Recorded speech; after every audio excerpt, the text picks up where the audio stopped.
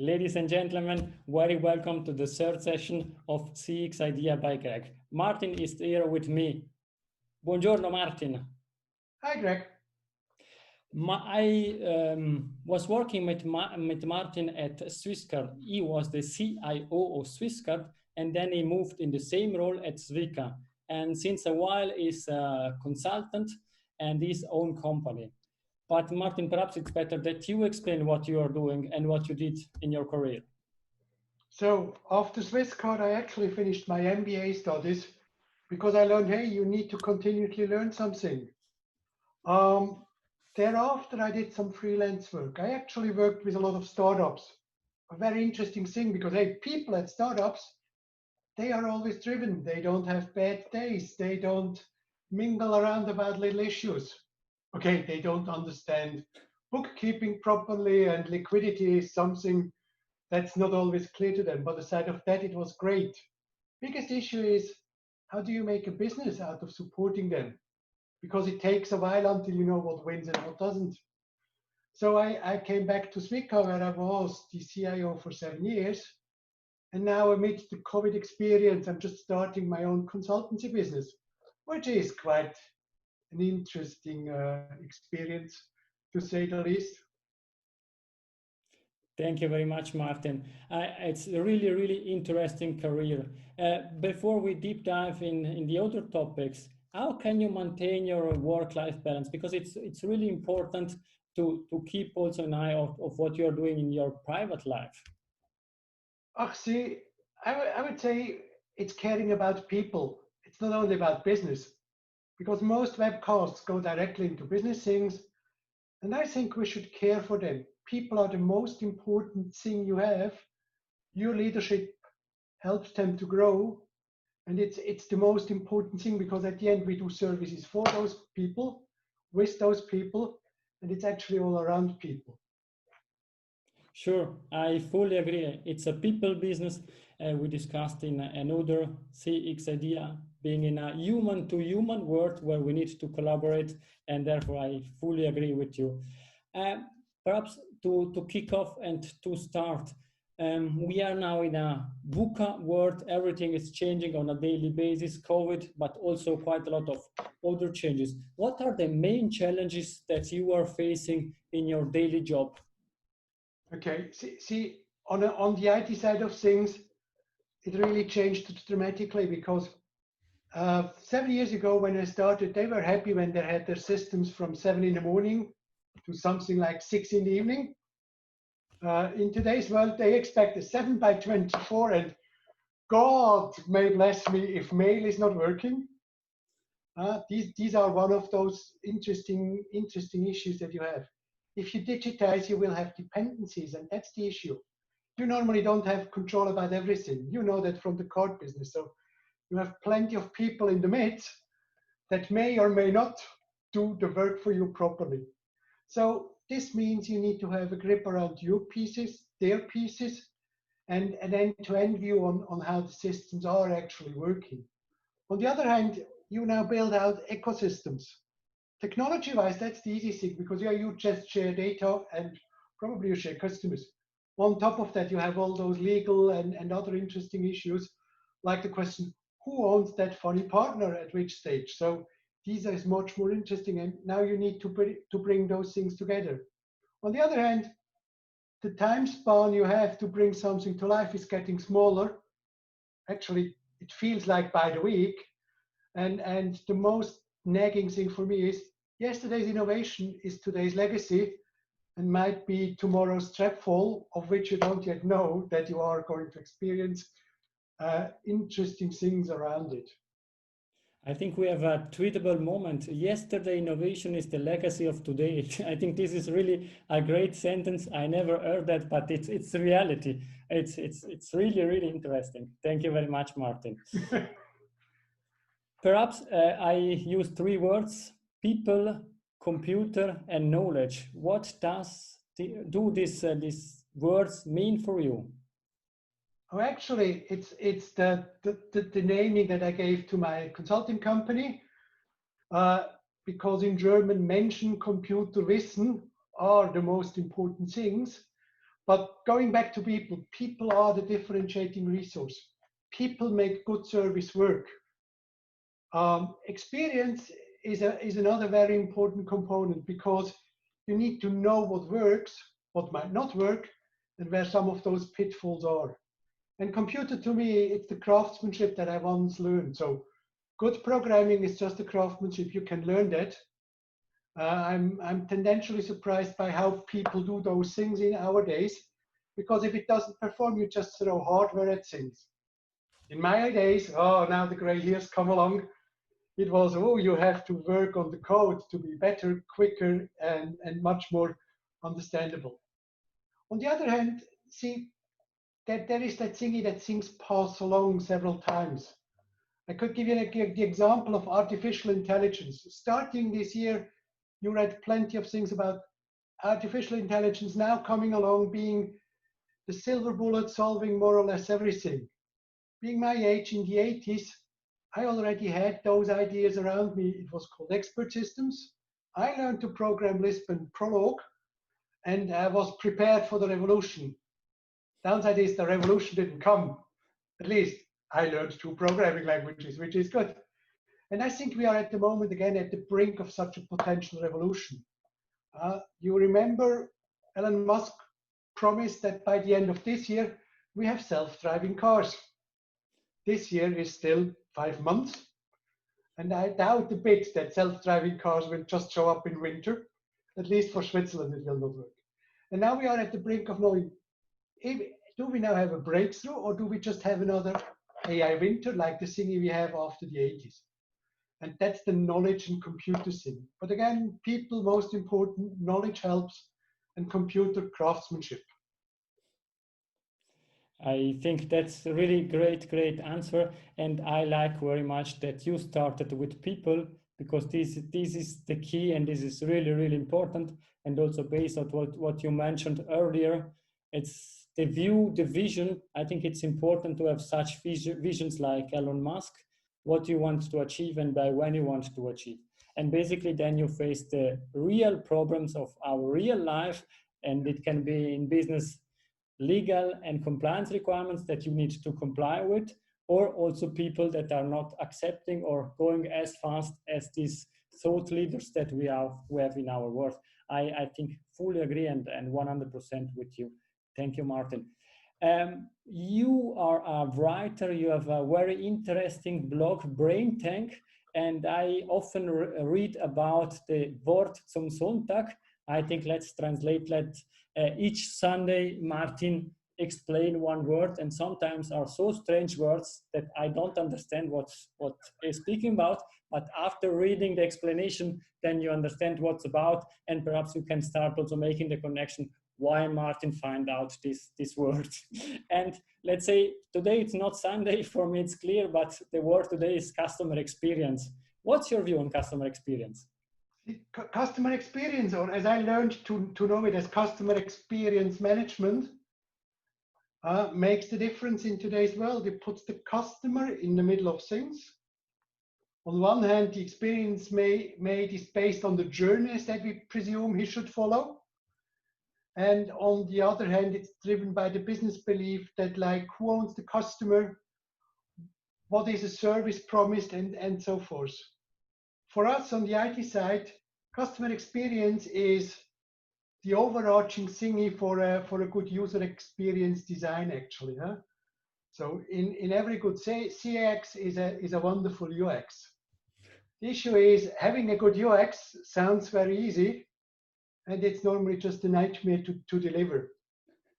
So UX is actually part of the CX, and I can give you a recent example from Swica where we saw we have everything under control. We did everything for a good customer experience, and at the end we learned something. So first application that we did was, you can make a picture of your insurance or of your invoices and send them to us. To do so, in the sign-up process, we politely asked you about your insurance number. Now, we piloted it with the whole insurance. Huh? Never ever anybody came along and said, where do I find my insurance number? So we went into production, And the most asked question thereafter from real clients was, where do I actually find my insurance number? The answer that we gave, oh yes, it's on your insurance card. If you have ever looked at the insurance cards we had 3 years ago, you would see, yes, there were 5 numbers. Now it wasn't so easy to know which one was the insurance number. Huh? So this was the most asked questions. The learning that we got is, next time we test with real innocent customers. So people working with your company are probably already biased on some areas. And the other thing that we did on the last redesign of the cards, we now put that fancy number in the middle, put the proper writing in front of it, and since then we don't have that question. But see, in hindsight, looking at it, did I ever imagine that this question would come along? Because it was damn clear for me, for all the people we had in the pilot. And again, we just failed gratefully and made an interesting experience. We are facing exactly the same problem. You mentioned that earlier in credit card business, everybody knows the credit card number, but it's something that we need, due to regulation, we are not allowed to use that, and therefore we are always asking for the account number, and everybody's asking, what the hell is the account number? I have my 15 or 16 digits. Can I use them? No, due to regulations. And therefore, I fully agree. And I think you mentioned quite a lot of really important topics, creating something for the customer, and then that you need to start with the customer and understand what is doing, what does he need, and what will happen in future, and then step by step implement the journey. Again, something that you mentioned, and then test that with the customer to get feedback and to improve them. And as you said, exactly, this is the key topic. What you said, you looked what are the most frequent asked questions, and based on them, you improved the product quite quickly in order to avoid this question that nobody wants to ask. Not the company Swica answering this question because it's, let's say, so stupid, and the customer asking these questions, say, what the hell, where is this information? Let's use it.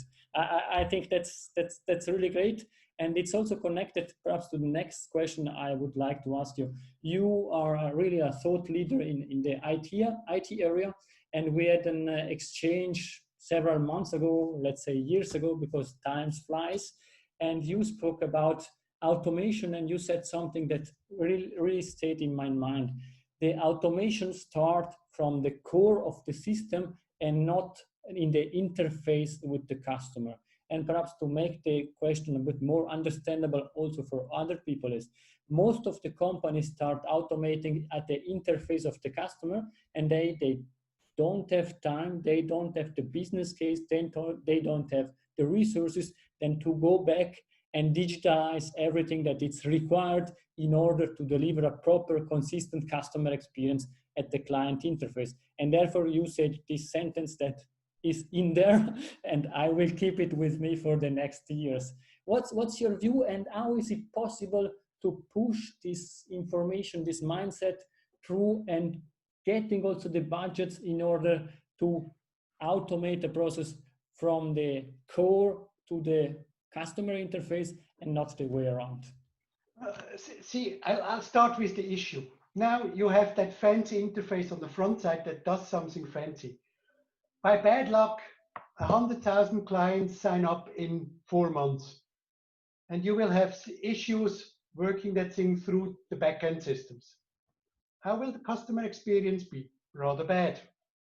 Now, we can arguably say, yeah, but at least he had fun on the front side of things. Yeah, but if we stick to the invoices from the health provider, if he doesn't get his money, he's at least not amused, to say the least.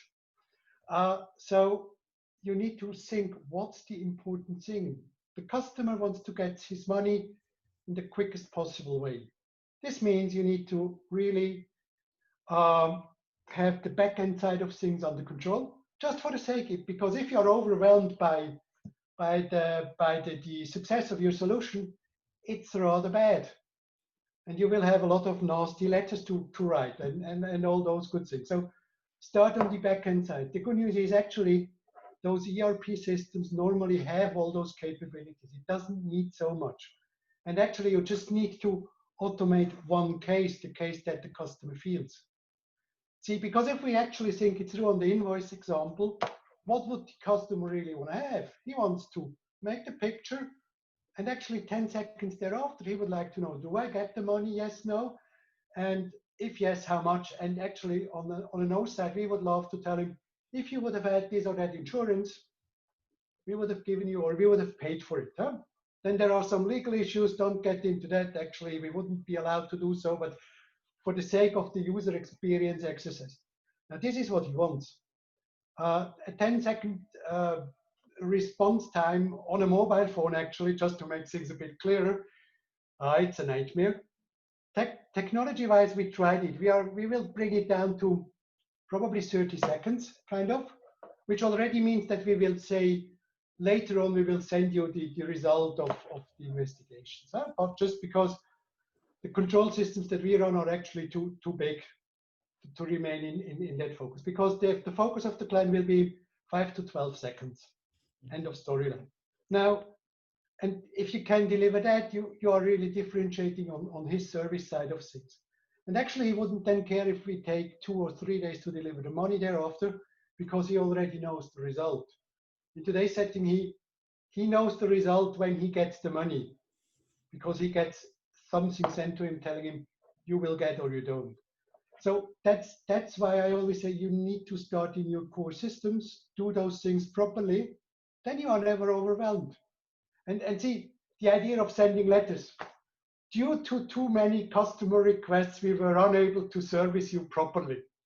Whilst, yes, I like the idea, craftsmanship-wise would be a nightmare for me just to come along and say, we were unable to have that end-to-end automation.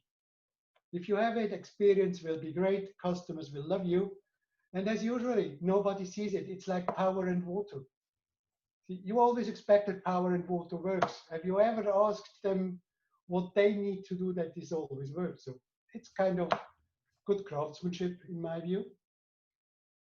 Yeah, Martin, I fully agree with you. And if we think this from a customer experience point of view, you exactly describe the experience of the customer and what is the moment of truth.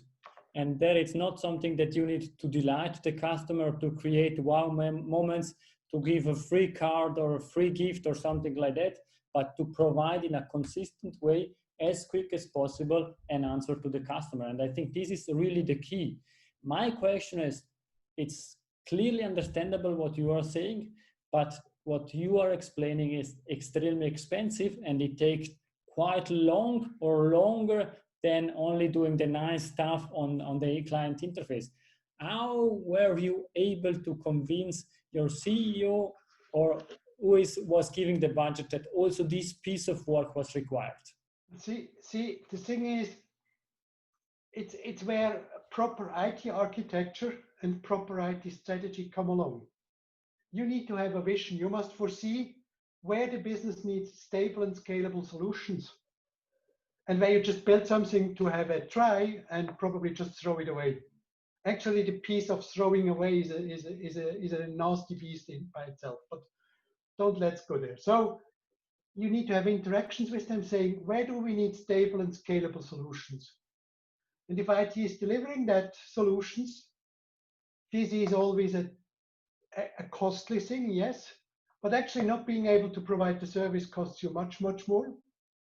Believe me, we've looked into it. And the other thing is it actually takes time. The build-up of a proper middleware system takes you 2 years. Now, we all know, yes, if I want to be an API provider in due time, you actually need to start it today. And the good news is you can split those investments over the period of years. So if you plan a bit ahead, have a good feeling for what might or might not happen, you actually get it at decent cost. The time frame will remain the same, but it's going to work for you. What you must do at the same time is, whenever you have commodities in your business, you should ask yourself, do I have to make them by my own? Nope, because commodities can be bought and might be cheaper produced by somebody else than yourself. So You give things away on one hand, and you get new things or new capabilities onto you. So what differentiates you as an IT company or an IT department? It's the integration piece, it's the provisioning piece. It might be some process pieces because you are probably the only one knowing what's really working or not. You should have the incident process a bit under control. And if you have a decent look into change management, it helps because then you know where the things are happening. And the last thing is security must always stay with you because at the end you're really responsible for it. And at least you want to have the fun of being responsible to it. And now this changes how you work the system. I think yes, and at the end, you are the owner of the company, you are working for the company, and the risks and the security is with you and needs to stay with you, because at the end, then it would make you take the decision and take the right decision by evaluating all the risk and all the related items. I think that's great. Based on the fact that I have an IT expert with me, and again, going back to my former Accenture career, I worked for you, not directly, but in one team. And it was usual to have a short interview. And I started the interview and we quickly discussed about this book that How to Win Friends and Influence People. And I think from the 10 minutes interview, we spoke 7 minutes about this one. From what I remembered, after that I start speaking about this book, you said, okay, this is the guy I want to have on my project. And therefore I started. And there, if we speak about the new way of collaboration and what happens with COVID, you are a really an IT expert. What's your view? Are we going to work from home forever? Or what's your view on that? See, first of all, COVID gave us work at home. A company could not resist. Up to now, work at home was always culturally seen as, ooh, see the elderly C-level people were saying, ooh, are they really working at home? Aren't they doing something else, something different, something we don't know? Or people said, I can't do it, I'm too old. Huh? Now, COVID showed us you can, because with the options either to work at home or not work at all, everybody decided for work at home. So COVID helped us to push that thing through. Now with the decent risks that we have and the 1.50 meter distancing rules and all that good stuff, this means we will remain in such a state. But actually, culturally wise, what did it change? We now believe in people. See, so presence management has been replaced by result management. It should be much more of that and those good things going on. See, I still believe you need to see people once or twice, just to feel them, sense them, view them, because you don't see everything. Even with my decent new camera, you still have those interesting things you don't feel. But aside of that, you can deal most of the things in video conferences. They actually have the advantage. Just people which are interested will go into a video conference because it takes much more energy from you to stay focused compared to you are going to a meeting and sit there and relax a bit or go for the good food or whatever they provide you. So I think it helped, and I think it helped also win friends and influence people, because this is what IT is all about. I think that's great, and I think what you said, managing the result and the outcome, and not looking how long a person is sitting on at his desk or her desk, it's key. Basically, while we are discussing that nearshoring, offshoring, that was something it was discussed 20 years ago. Then everybody went for offshoring. Then they said, oh, offshoring is not working really well. Let's go back. Are you foreseeing another wave in direction offshoring and nearshoring? See, off and or nearshoring helps you to create code quicker.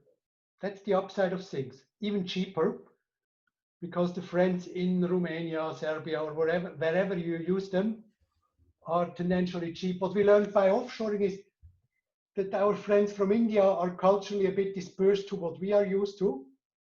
So that's why now nearshoring helps us getting better in it.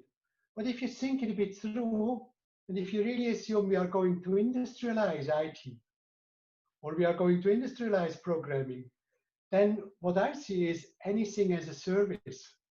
Why do I still need offshoring? At some stage, I can buy those things. Huh? Now we are again with my expert systems from the 80s, which might or might not come along again. That's the intriguing thing. But if you industrialize, you get those things as a service, neatly plug them together, a vision we already had once, and try to run them. On the other hand, I still believe, yes, there are certain programming things which should be done here, because it just needs a lot of interaction with the business. And see, as long as you don't speak Swiss German with them, or even English, now it becomes dangerous, you have those barriers. But we will see the industrialization coming along, and we will see programming from all over the world being the solution to it. And yes, again, it's in there for the factor of time, because you are much quicker when you can scale up and down much easier than with your own organization. Thank you, Martin. I fully agree also with this answer. It's also a matter of fact what topics you need and how can you collaborate with these people being really in another country or being in another continent. That's clear. It's also a matter of culture. My second last question, perhaps to close this really interesting discussion. What's your preferred book? I'll give you the one that I just read. Cool. It's called Good Services, done by a guy by the name of Lou Doan. He was part of the team that did the UK government rework of their websites. And he just describes all the things that we also touched upon. So like, why do we all presume what the client always have at hand? So like ID cards, this number, that number. Why didn't we tell him up front? How is good services actually done? See, to me, it was really fun reading it, because half of the errors or half of the experiences he mentions I already made. By reading, I save people now the other half of those experiences and can at least make new mistakes. But if you have a bit of time, it's in lots of small chapters. It's a good read, and you can always see if you have done one or the other of those things, or if you still have a chance to do one or two of those. But it's a really good read, and I suggest to read it, because it helps to avoid mistakes. Thank you very much.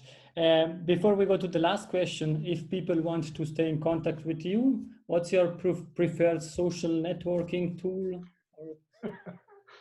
See, with my own company now, that's an interesting question. Now, my preferred tool is LinkedIn. And yes, you find me under my name. And I just learned that now I have roughly about 10 or 15 channels where you can reach me. So use LinkedIn, I look in there, or use email. That's the other thing.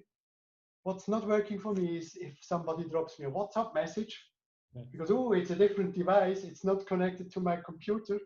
How could I dare to?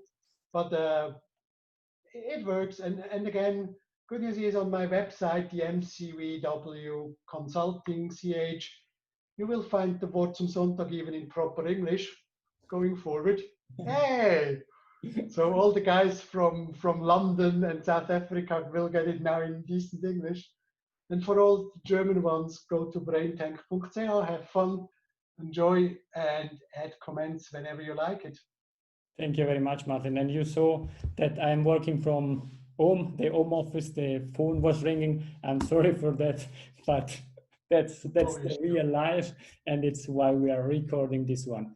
The very last question, perhaps really short. What is the last piece of thought, ideas that you want to share with the public? It's something new or something that you already explained to us. What's your last thoughts on this? Be always kind to people. Don't judge them, listen to them. Thank you very much, Martin. This is great. And also to the audience, ladies and gentlemen, it was great again to have you with us. I enjoyed very much discussing with Martin. It was really fun, and we had really some interesting topics that we discussed. Thank you very much, Martin. Thank you very much to the audience. Grazie mille. Arrivederci. Bye-bye.